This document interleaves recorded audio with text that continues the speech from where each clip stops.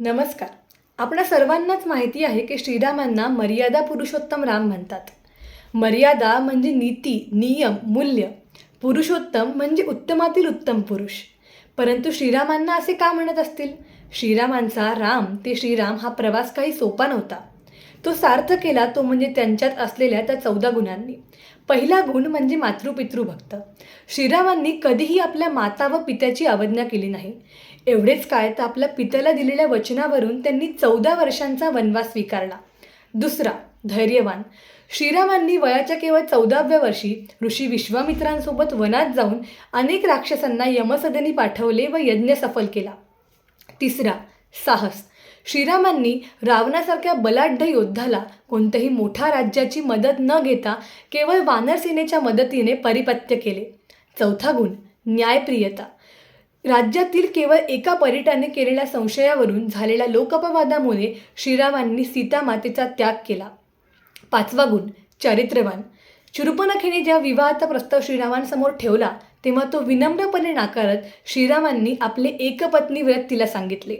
सहावा गुण, उदारता. श्रीरामांचे मन इतके विशाल होते की त्यांनी राज्य नाकारले. एवढेच काय तर मंथरा व कैकईला अभय दिले व अनेक राक्षसांना सुद्धा अभय देऊन त्यांनी माफ केले. सातवा गुण, कृतज्ञता. लंकेतील युद्धात ज्यांनी श्रीरामांना मदत केली त्यांना त्यांचे राज्य देऊ करून त्यांनी त्यांचा राज्याभिषेक केला. आठवा गुण, दृढ निश्चय. चित्रकूट पर्वतावर जेव्हा भरत सर्व सेना मंथरा कैकई यांना घेऊन आला तेव्हा सर्वांनी श्रीरामांची माफी मागितली व त्यांना सोबत चालण्याचा आग्रह केला. परंतु इथे जनमत महत्त्वाचे नसून नीतीसोबत चालणे महत्त्वाचे आहे असे श्रीरामांनी सगळ्यात सांगितले व आपण आपल्या पित्याला दिलेल्या वचनाचे पालन करणार आहोत असा दृढ निश्चय त्यांनी दाखवला. नववा, धर्मपरायण. लंकेला युद्धाला जाण्याआधी त्यांनी शिवलिंगाची स्थापना केली, त्याची आराधना केली, विधिवत पूजा केली आणि मगच ते युद्धास निघाले व युद्धात सफलही झाले.